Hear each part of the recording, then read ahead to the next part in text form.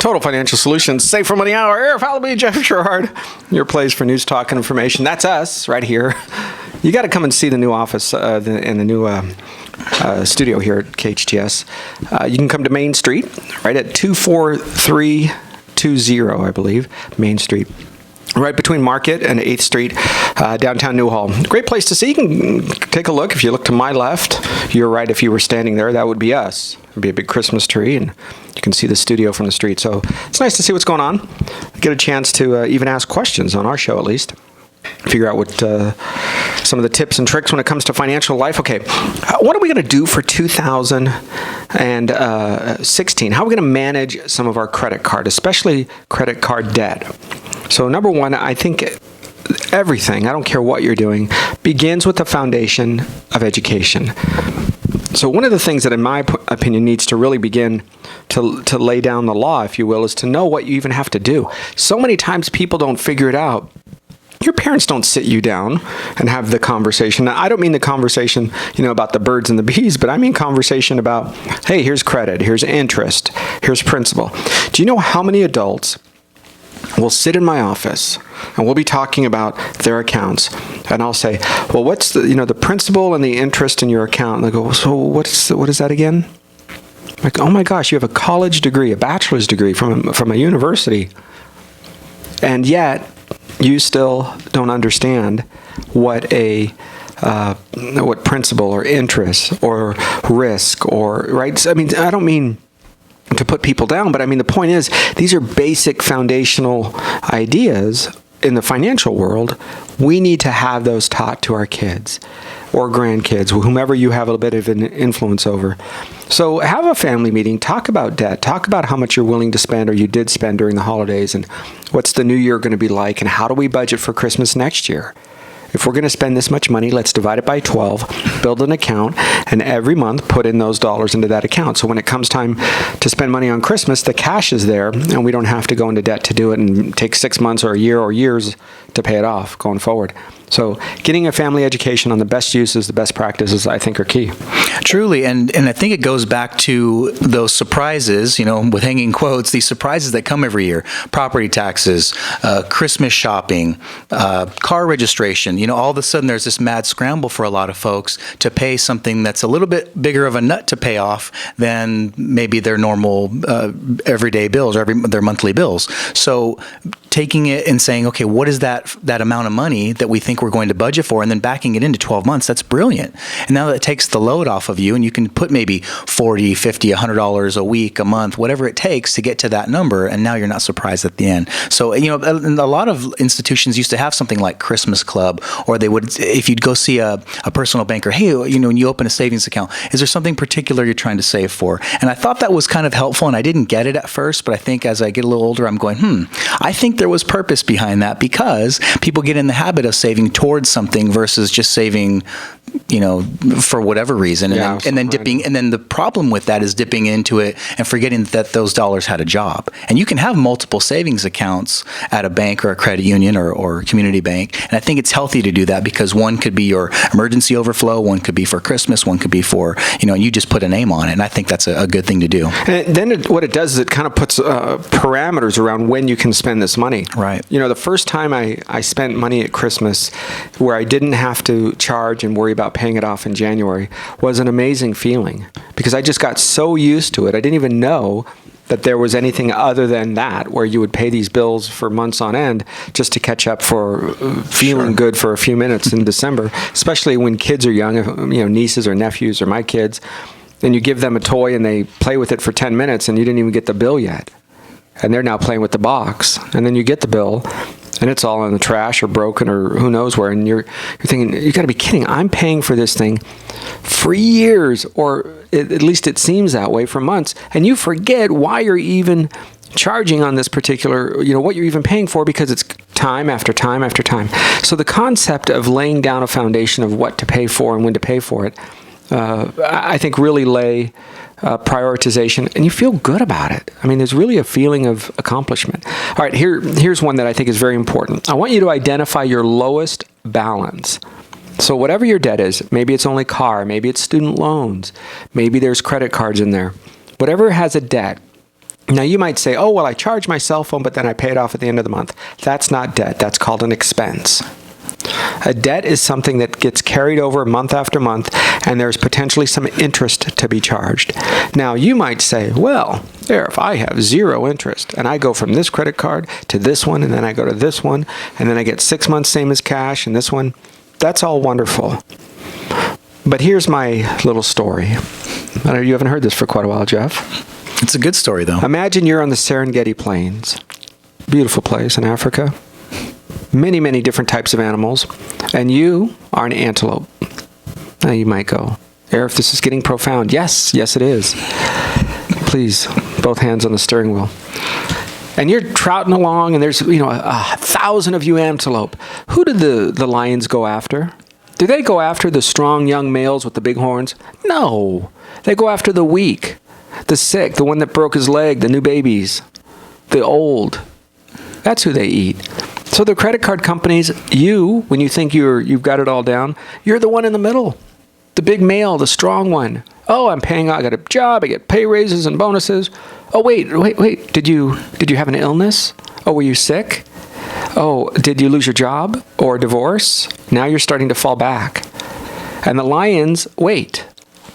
And yeah, they extended you some amazing credit. The lions let you run in the middle of the pack to build up that muscle/dinner. They let you build up that balance. They didn't care. Oh, yeah, you want some more? Here you go. Here's some more rope. Go ahead. And then eventually you're trotting down the middle and you lose a job, or your husband passes away, or your wife gets sick, and all of a sudden you go from a 2-income, healthy, very strong family financially to, one bad economy, one loss of a tenant in a rental property, and suddenly the downhill spiral begins. And that's when they get you.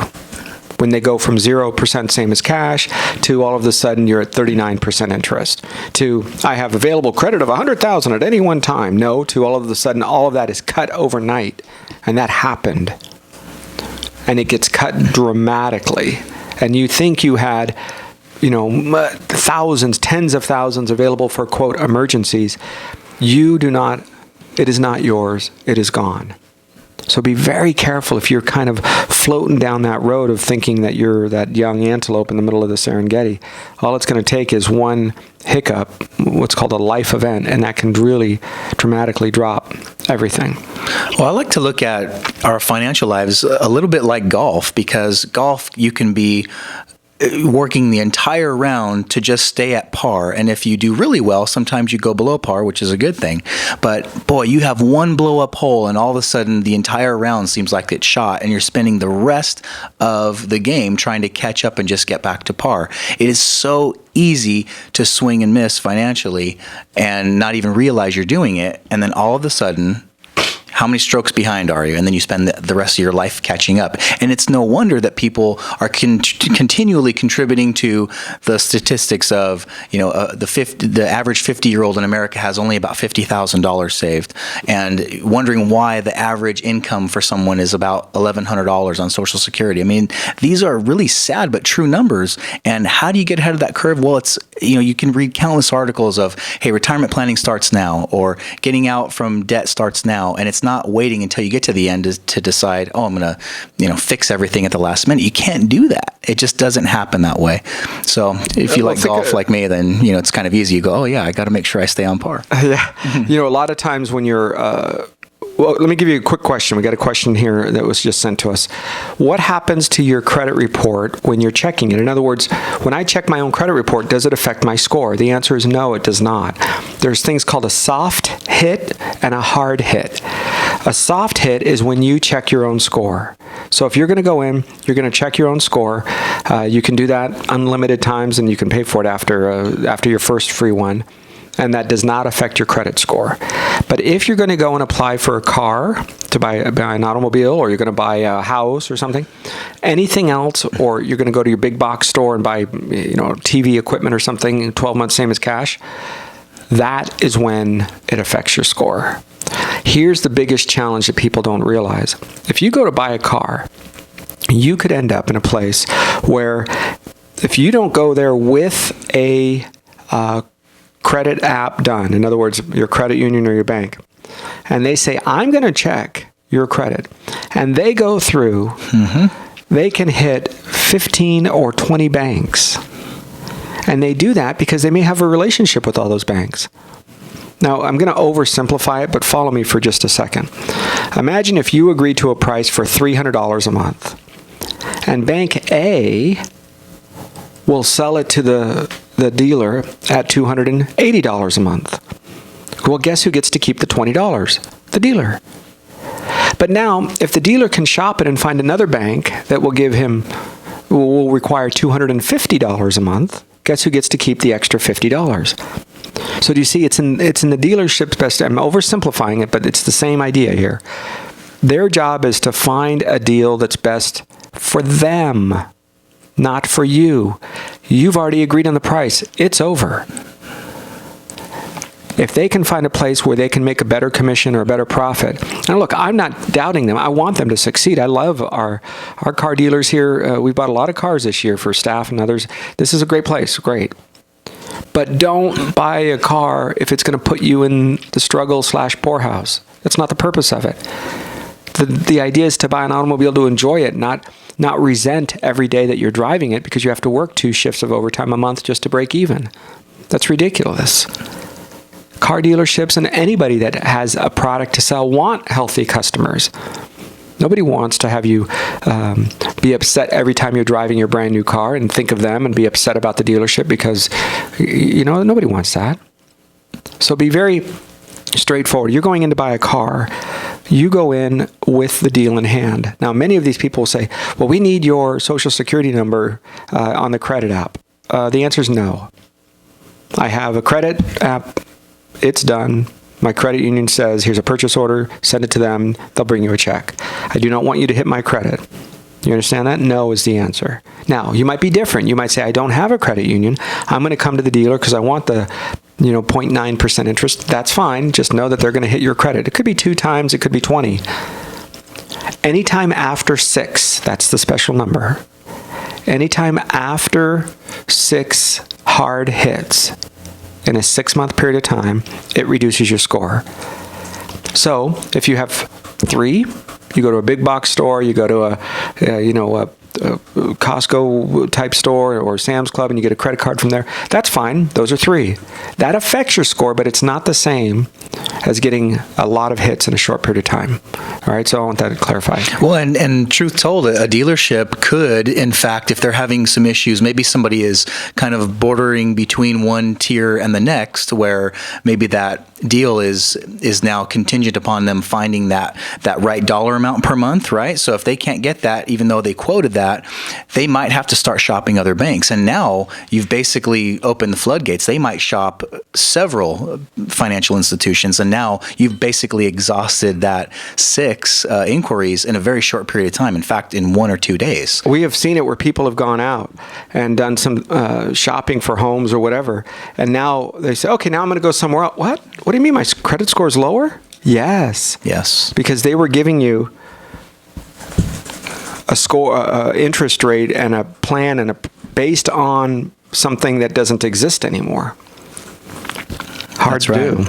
I think it is. And, and sometimes people are a little bit reticent to go out and do some of these things, so they'll make sure that they have the control around their credit. And I think that's wonderful. That's sophisticated in my mind. That's having some forethought in what you're doing, protecting your credit score. When I was younger, I didn't really understand that. I thought, oh, the dealer is our friend. Well, they are. They're trying to help you buy a vehicle, but not knowing the back end repercussions to, what we used to call, because I used to work for a dealership in another state, and they would just call it shotgunning. Oh, we'll just shotgun the credit, and which means, think of a shotgun. If you shoot a regular round out of a gun, there's one bullet, right? There's one round. You shoot a shotgun, there are a bunch of pellets, and they just spray. Well, they're looking for the answer, because if it's Friday night at 7 p.m. and they're trying to close a deal, and rightfully so, they're trying to make something happen, and I appreciate that they're doing that diligently, but they're using their resources, and the goal is to find the money so that they can lend it to you so you can buy the car, not to preserve the number on your credit score.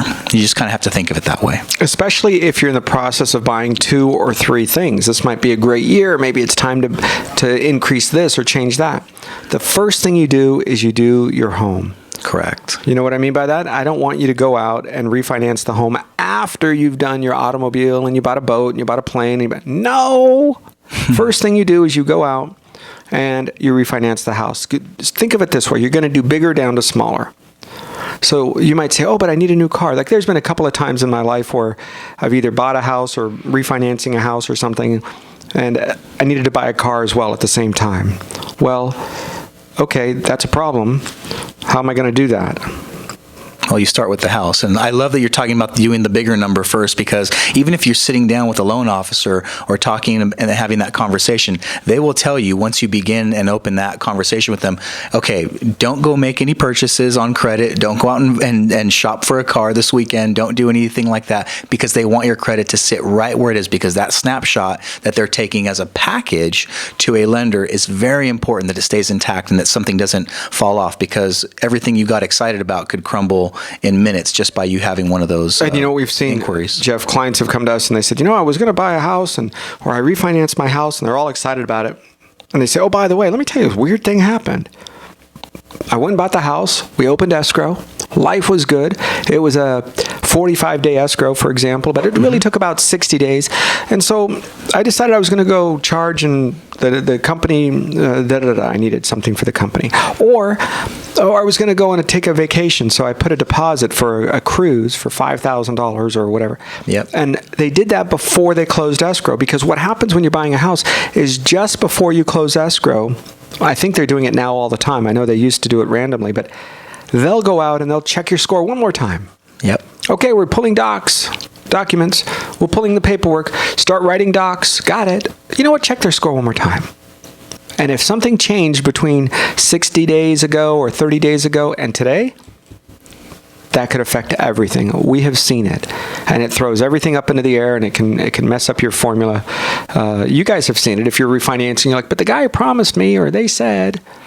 Yeah, and 10 minutes before you close escrow on your home, do you really want to go and have to explain that deposit that you put, that you said, hey, I'm going to get it back, or only 4,000 of it's coming back to me? I mean, why would you want to have to go through all that? Just let everything kind of settle until you close, and then you can start to work in that direction. And that's not something that a lot of people know. And how funny is it that you have to learn that while you're in the process versus beforehand? It's incredible to me. I think that it should be required. If you're somebody who says, and now I'm going to have a life where I'm going to spend $1, beep, go to class. Right. You're not allowed to have money. Just as the $100 bill or your first check of working, and you're like, oh yeah, I get my first paycheck, and nope, you're not allowed to cash it. Go sit in that room. Like, what do you mean? Sit in that room? Sit in that room, and you're going to have to go to this class. And now you're going to be prepared to take care of what you need to take care of. Well, that changes quickly, doesn't it? Because all of a sudden, what most people do is they spiral down, or like what do they call that, where they skyrocket, right? You guys remember those, and that are now illegal in the county of Los Angeles, but when we were kids, they were not. Ish. Those were so fun. And you would light them, and they would go, and they have a tail on them, but people would break the tail so it wouldn't have the guidance, and it would just go all over the place. That's kind of most people's financial life. Oh, look where I ended up, on somebody's shake roof. Imagine that, this field. Yeah, or we wait till we end up in the gutter financially, and then we start to learn and go, oh, what happened? Let me figure this out, and then they'll try to work their way back up. Taking the golf lessons, after a poor round. I mean, I guess that's what people do, right? Instead of taking the lessons ahead of time. All right. So listen, we're going to come back in just a second. I want to take a break. We're going to get into, as we finish up this hour of the program, the last couple of things that I think are important about your credit. Number one, let's think about annual fees. When we get back, we're going to talk about some other benefits cards might have that I think will surprise you. And they're only for the good. Right? If you're naughty or nice, this is for the nice ones. We come back. Total Financial Solutions, Save for Money Hour. I'm Arif Halaby. That's Jeff Gerard. You're listening to AM 1220 KHTS. We'll be right back. AM 1220 KHTS, Total Financial Solutions. I'm Arif Halaby, along with Jeff Gerard, on your place for news, talk, and information. Hey, you can always go to hometownstation.com, click on Total Financial Solutions. You can download the KHTS app. You can be sure to download it. It's free, iPhones and Android. It's available anytime, anywhere. You can listen to KHTS. You can listen to us. We have podcasts available as well. And, of course, you can go to SCV TV. That stands for Santa Clarita Valley, but SCV TV, that's on Channel 99 on your Dish Network. and of course, I think maybe ATT Uverse as well. And then they'd be able to see how we roll, right? That's right. You could see how we roll. You could see what we just did. And remember I mentioned if you came in here and you walked in, you would have a chance to see us. And man, oh man, you could see what you're missing. Channel 20 on Time Warner Cable. All right, we're talking about some of the last-minute things to do for your credit cards, if you will, for 2016 as we're coming around the corner. What are we going to do when it comes to building our credit? We're going to start thinking about making wiser choices with the right cards that we use. So we talked a little bit about rewards cards. Now let's get into the annual fee. There are some where the annual fee is worth it. Now, you might say, well, gosh, what do you mean, Arif? Remember, as Jeff was saying earlier, each card has a job to do, right? So you're not going to take a card that maybe has great rewards points where it's way worth it to charge on that and pay it off each month. That's great. Right. But if you're going to have an annual fee on that card, but you're not going to charge on it, then who cares? Pay an annual fee, but you don't get the reward points, so you're paying for something you're not getting back. So it's about understanding the differences so that you don't end up getting into trouble, financially on that. Well, you have the annual fee to concern with. You also have some of those use it or lose it type programs. You have to make sure that whatever you're accumulating doesn't go away perhaps in a calendar year. So you have to be very mindful of that. But something else I think that's really important here is some of these accounts that you might say, I've had this credit card for 2 or 3 years and I just don't see, I have these other cards now, I have these other programs, way better perks, way better points on these other ones. I'm just going to close this old account. That's the last thing we want you to do, is to close an old account. If you have a zero balance or a very small balance, think about all the interest you've paid. Think about all of the use on that card. You've paid your bills on time, 2-3 years. You have a great history with that institution. Why would you close that down? They stopped telling good news. That's right. So they're not telling any news at all. And you think, okay, that's fine. That's not going to hurt me. Remember that your credit score is like a pie. And the more accounts you have, the bigger the pie gets. When you have that account and you close that, you've just taken a fraction of what that pie is. And now let's say, for instance, you have, maybe 50%. Okay, just to make it easy, 50% of all of your available credit is in use right now, and you close down one of those accounts that had a zero balance, that 50% goes to a much higher number, which can also affect your score. Because remember, the idea is to say, are you, quote, responsible with the money? Are you responsible to making sure what it's going to take to manage the financial life that you have before you? And that is measured. They never met you. It's people far away, kind of like Obamacare now. These people never met you, and they're making decisions on your financial life versus your doctor. Well, that's the same thing. These are people making decisions on your credit life, and they've never even met you. So the only thing they have to go on is that piece of paper, where they're going to look at it, and they're going to say, it looks pretty good. So if you're going to look at an account that has an annual fee, make sure you're getting something for it. Maybe it's low interest rates. Maybe it's accepted and used all over the place, and that's better for you. But here's where I find where paying a fee makes sense. If the points are significant and you're using it and paying it off, then the points are valuable. You can use those for vacationing or airline tickets or whatever it might be. And that's an important part of your life, then that's what you're going to use it for. You pay it off, but you get the points, and that means you receive an airline ticket for $35 or $55 or $75 a year. Great. Pay that fee. That's a pretty darn good rate. The second thing that you're going to start to see is card issuers like American Express are very difficult to get. Very difficult. And once you get it, if you lose it, it's very difficult to get it back. But American Express, you can go to certain first-class lounges if you travel. You can get certain upgrades or insurance if you're buying product, or if you're buying a service, you can get an upgrade, all because you're using and or even just showing your American Express card. So American Express has an annual fee, doesn't it? And sometimes it's a very large annual fee. Mm-hmm. The black card has an annual fee. What is the black card? It's very simple and clean. I've known people that have used that black card with a day's notice and got 50-yard line Super Bowl tickets, wow, a private limo, and a jet to take them to where the Super Bowl was. It was a last-minute thing. Well, that's all wonderful because there is no limit on an American Express card, and there is no limit on a black American Express card. There's a concierge service, which means anytime, anything, anywhere, you call up, it's 24 hours. Hey, you know what I would really like? And they make sure it happens. If it's legal, they don't say no.